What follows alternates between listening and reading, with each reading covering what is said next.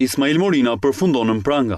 Policia e Tiranës dhe më saktësisht efektivet e komisariatit nr. 1, gjatë një kontrolli të kryer në automjetin udhëtonte ai që njihet si njeriu i dronit, i kanë gjetur këtij të fundit 2 pistoleta, njëra tip zastava me 6 fishek, që Morina e mbante në trup, dhe tjetra tip të.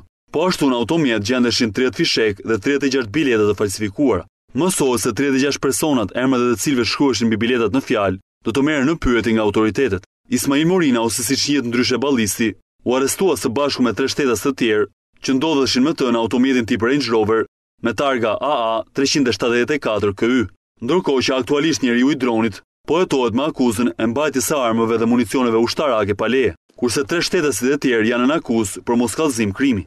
Policia gjithashtu ka sekuestruar automjetin, armët dhe biletat. Sipas informacioneve ende të pakonfirmuara, Morina në komisariatin nr. 1 të policisë së Tiranës ka deklaruar se armën e mbante për vetëmbrojtje pasi i druhej ndonjë atentati të mundshëm ndaj tij. Arrestimi i Morinës ka prodhuar jahun të menjëhershme edhe në mediat e huaja, ku e përditshmja serbe Kurir shkruan se më në fund ndodhet nën pranga ai që lëshoi dronin në Beograd dhe kërcënoi kryeministrin Aleksandar Vučić.